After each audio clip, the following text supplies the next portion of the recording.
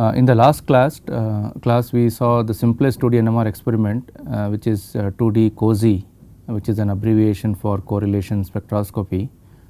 In there we saw that you can only get the cross peaks or the chemical shift correlation between two protons which are directly J coupled to each other. But if they are not J coupled to each other, then you do not see any interaction or any peak between those two atoms, two hydrogens in a 2D COSY spectrum. So, this is useful sometime, whereas sometimes it may not be useful. Ideally you would like to know what if a given proton is coupled to which all other protons in the molecule, that is directly coupled, but you would also want to know what are the other protons it is indirectly coupled to all the other protons in the molecule. So, that experiment information comes from another experiment known as total correlation spectroscopy 2D TOCSY, which is what we will see now.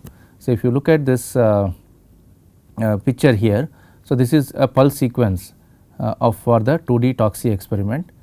So, what happens here is that you start first from a pulse 90-degree pulse, similar to what we see in COSY. You apply 90-degree RF pulse on a spin and all the spins in the molecule. This is a non-selective in nature. So, this will be applicable to all the hydrogen atoms. Now, once the hydrogen atom or once the proton is brought to the xy plane, this starts evolving in chemical shift. This is what we saw in the last class. So, this evolution is because of the chemical shift. Now, this decays in time because of the T2 relaxation. So, this is also something which we have seen. So, while this process goes on, we saw that in the case of COSY it gets coupled to other hydrogen atoms in the molecule because of J coupling. In this case of 2D TOCSY, what we do is we allow for a short time here.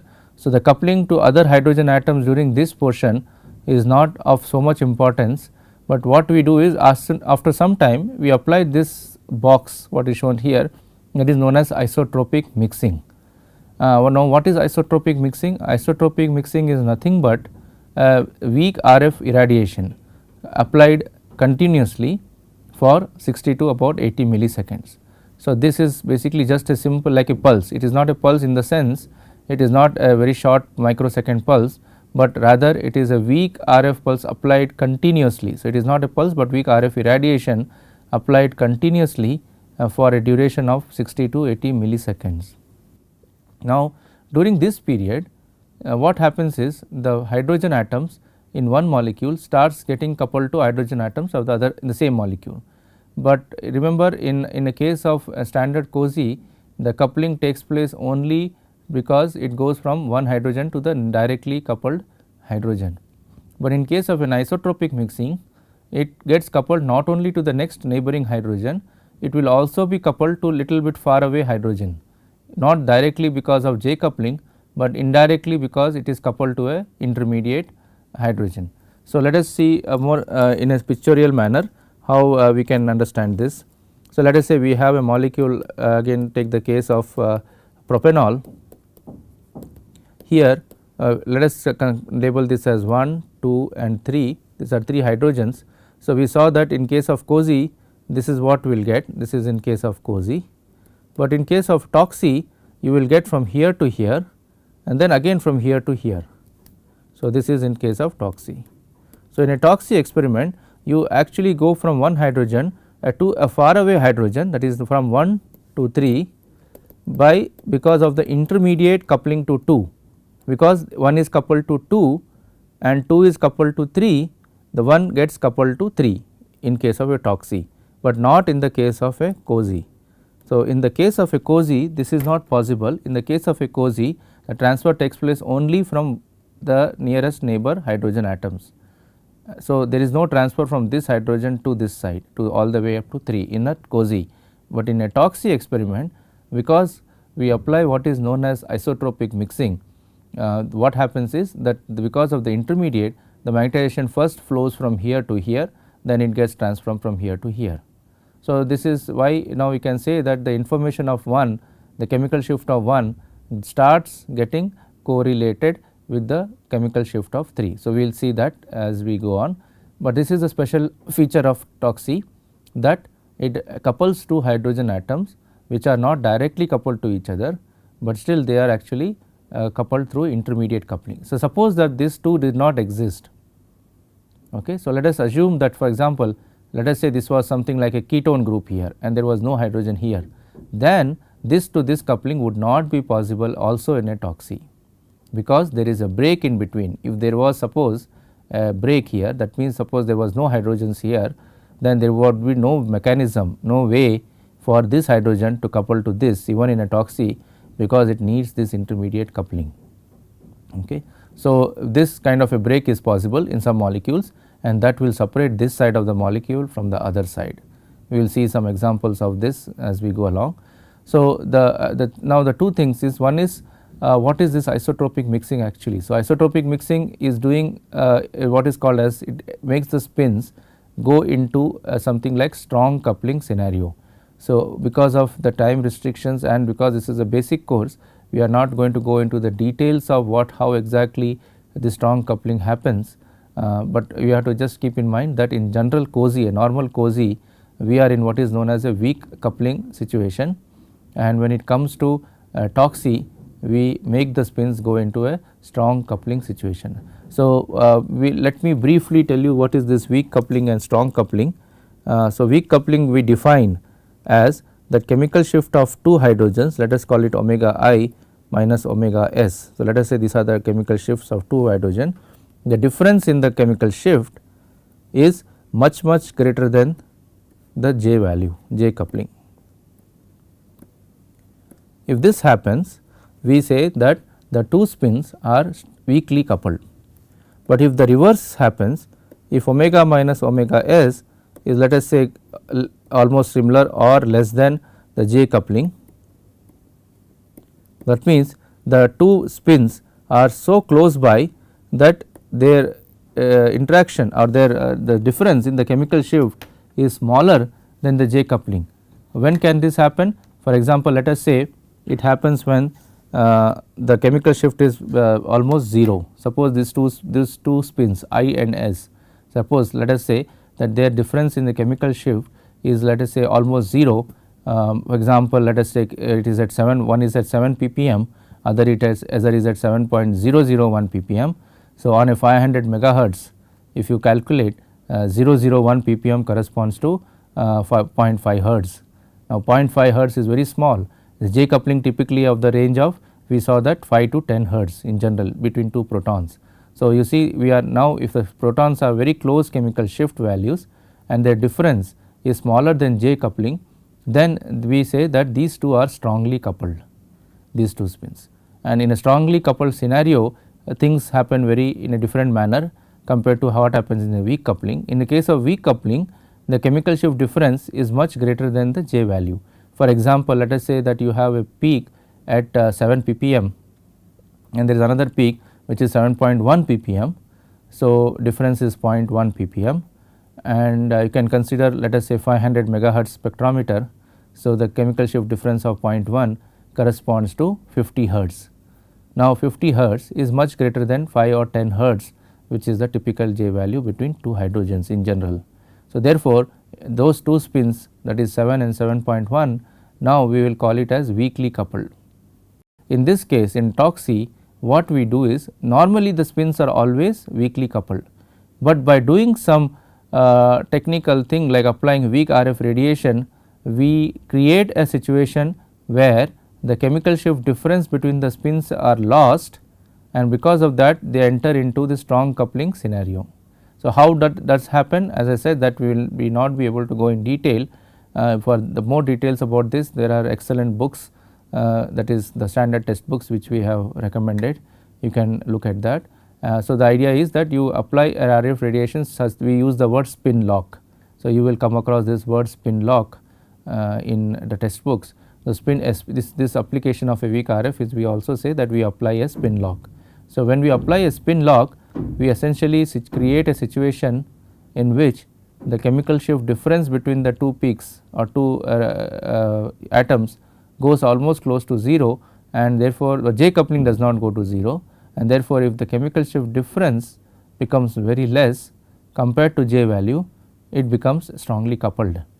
So, by when the strongly coupling when strong coupling happens, this thing starts happening, that the spins start interacting with the remotely coupled spins even though they are not directly coupled, but because of the intermediate hydrogens. So, this for example, in this case the hydrogen 1 shows interaction with 3 not directly, but through the intermediate hydrogen atom 2. So, this is the basic idea on a TOC, and the advantage here is that you get interaction between all the hydrogens which are coupled to each other. Okay. So, we will look at that now. So, let us say mathematically, let us see what happens. So, we have applied a pulse, a 90-degree pulse to one spin A. Now, that spin A starts evolving because of chemical shift here. So, that is what is represented mathematically by cos omega t. So, in this case it is spin A. So, we say omega A, and this time period here is denoted as T1. Okay. So, now during this isotropic mixing, as I mentioned, you basically see that the interaction of A not only happens with B, but it also happens, let us say, with another spin which is remotely coupled through B. It is coupled not directly to A, it is coupled to B, B is coupled to A. So, A gets coupled to C in a case. So, you see we can call this type of a scheme as a relayed COSY. So, if you know, in a relay race, typically what happens is there is a first runner, he carries the baton with him, he runs for some time, transfers the baton to the next person, and the next person then runs for some more distance, he gives it to the next third person, and so on. So, this is called a relay race. So, similarly, we are having a relay magnetization transfer here. We first evolve A, then transfer the magnetization to B, and then B does not evolve, but B, because of J coupling to C, gets transferred to C, and so on. And finally, after all the transfer has taken place, we then evolve the chemical shifts of those B and C. So, which is shown here by two chemical shifts here. So, cosine omega B T2 and cosine omega C T2. So, you see that what happens is that because of this coupling, because of the spin A to B, there is a transfer of magnetization from A to B, and during this period B to C also transfers takes place, and that is therefore, you get the chemical shift of C as well in the FID. So, the final FID now contains not only the chemical shift of B, but also it contains the chemical shift of C. But where is the chemical shift of C coming from? Because from transfer from A to B to C. So, this is what happens in a TOC. All the it correlates. So, it correlates all homonuclear chemical shifts that are coupled together through J coupling, but remember they may not be directly coupled to each other, but in a group, they are coupled in a group. So, we can say this belongs to one group. Okay. So, they belong to one group in which one is coupled to 2, 2 coupled to 3, and vice versa. Okay. So, this is how this is the information which you get in a TOC spectrum. We will see more schematic and real spectrum down the line. And then what is the spectrum look like? As we saw in the case of COSY, you expect a diagonal peak. So, remember here, if you look back in this picture here, the spin A does not transfer all its magnetization to B and C and so on. It only transfers part of it. That is what we mentioned in the last class as transfer efficiency. So, the transfer efficiency of magnetization is never 100% in case of homonuclear. In heteronuclear, yes, you can achieve 100%, we will see that later, but in homonuclear we will not get 100%. So, whatever does not get transferred and remains on this spin will evolve again with spin A here during T2, right. So, what you have shown here is only the transferred part, but the non-transferred part, if you recollect, in the last class we saw that like in the COSY, the non-transferred part also remains, and that will evolve first here during T1 with omega A T1 cosine omega A, and then when it gets transferred, it does not get transferred, it remains on A, it will again evolve with the chemical shift of A. So, that is called as a diagonal peak, and that one which gets transferred, we use the word cross peaks. Okay. So, let us see the spectrum, how we expect for this particular molecule, again the same system which we saw in the last lecture. So, this is propyl chloride. So, the hydrogen atom 1 is here, 2 is here, and 3 is here. So, if you record a standard 1D spectrum, Again, for the sake of simplicity, we are ignoring the J multiplet pattern. So, if you record a standard simple 1D proton spectrum, you expect this kind of spectrum peak pattern. Now, if you go to TOCSY, where you see in the horizontal axis is hydrogen and the vertical axis is also hydrogen. So, both these axes are hydrogen. So, now let us draw what we expect for this particular molecule. So, like in the COSY, we first get the diagonal peak, which are nothing but the peaks coming at the same position. So, for example, 1 ppm, 2 and 2 ppm, 3 and 3 ppm for this. So, you see this is diagonal peak is nothing but a simple 1D itself on from the both axes. So, this has no value for us, but it is always present, we cannot avoid this type of peaks. Then let us see cross peak. So, like in a COSY, you expect direct cross peaks because the direct coupling is there between 1 and 2. So, even though you do not need TOCSY for this, COSY also gives the same information, but TOCSY also contains COSY inside it. So, that means TOCSY is similar to COSY in that respect, because it also has the same peak pattern between the neighboring hydrogens like we have it in a COSY. But what is more important in TOCSY is the further interesting information between 1 and 3, which I will show you now. So, this is again between 2 and 3, which is not very surprising. This is similar to what you get in COSY, in a COSY spectrum, because this is the direct coupling between 2 and 3. But in a TOCSY, what will happen is you will get an additional peak shown here, orange color peak. And where is that coming from? That is coming because of this here 1 to 3 coupling through 2. Okay. So, remember there is a through transfer. So, you cannot get this direct coupling straight away, you need an intermediate relay, you need somebody to relay the magnetization from this side to this side. So, if I remove this protons here, I would not have got these peaks. Okay. So, now you see all of these 3 hydrogens, 3 types of hydrogens are now showing all complete coupling to each other. So, if I have 3 hydrogens, I get 3 into 3 9 peaks. If I have 4 hydrogens like this, we will have 16 peaks. So, square of the number. A very simple idea, because it is just that all are coupled to each other. So, you will get a square number. Okay. So, this kind of a pattern, this kind of atoms in this molecule like this, which are coupled to each other, all of them, that is known as a spin system. So, this is a very important terminology in NMR spectroscopy, it very often used everywhere. So, in this case, how now we have come first time to this terminology. So, let us look at it more carefully. So, the idea of a spin system. So, what is a spin system? Spin system is basically a set of hydrogen atoms, protons, which are coupled to each other. There is no break in the coupling, and all the 3 together a set. It forms a set of 3 hydrogens, which within them they will be coupled to each other, not directly, but indirectly in this case, for example, but they are A is coupled to B, B coupled to C, and within them they are all coupled to each other, and that set of atoms, spins, we call it as a spin system. So, if you if you record a TOCSY for a spin system, basically all the hydrogens in that spin system will show like this coupled. So, if there are n hydrogen atoms in a spin system, in a TOCSY you will get n square number of peaks for that system.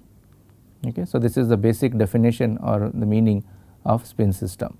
So, again we repeat, the spin system is a set of nuclei, that is it can be either protons or carbons. So, set of nuclei that are J coupled to each other within the set. Okay. So, this is a very important point in NMR in general.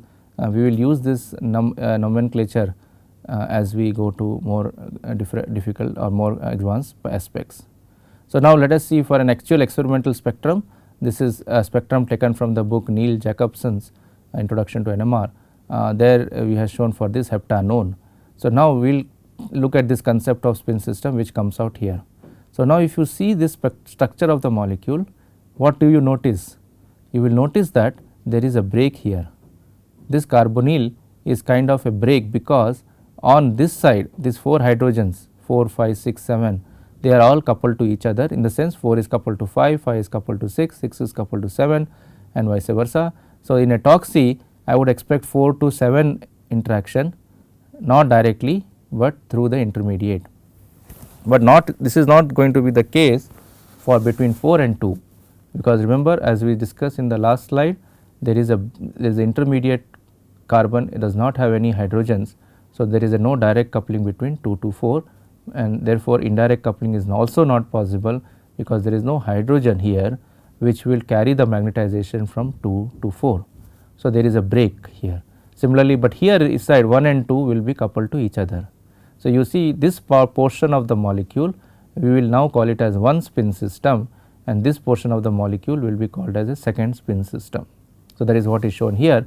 If you look at this spin system set of spins, then you see there is an interaction between them. So, you have H7 with H6 with H5 with H4, similarly H4 to H5 to H6 to H7.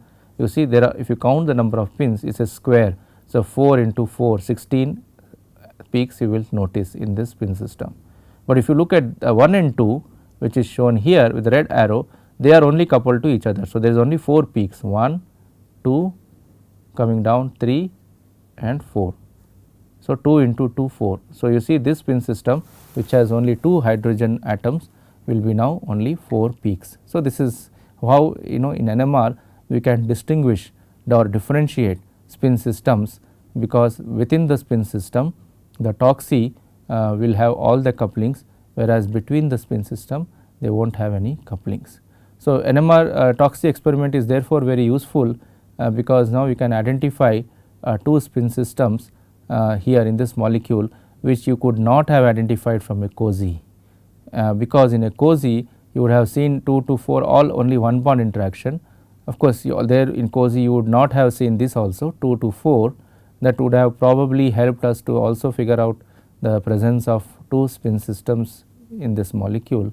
But TOCSY is a very clear cut way to find out, because all the spins which are coupled to each other will show a clean the 16 peaks, because there are 4 into 4, this side will show 2 into 2, and that will denote a difference. So, this is very important when it comes to amino acids in proteins and peptides. There each one amino acid we call it as a spin system. So, in amino acid you have alpha, beta, gamma, delta carbons.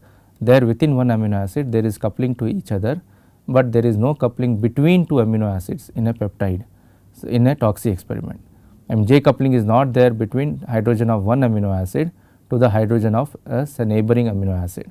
So, what happens is that there is a break because of the peptide bond in case of peptides, and we say that the one amino acid is kind of separated or isolated as far as proton J couplings are concerned from the neighboring hydrogen, and we use the word spin-spin coupling.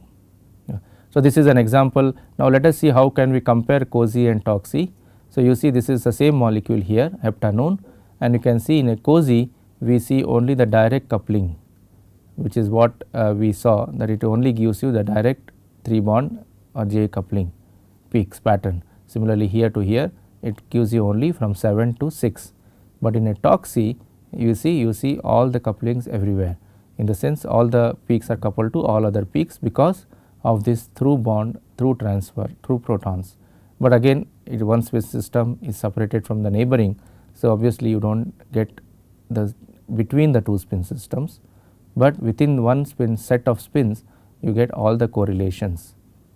So, now you can, if you look at compare these 2 pictures, what is this telling us? It is telling us that the COSY concept, the COSY peaks are actually all present in TOCSY.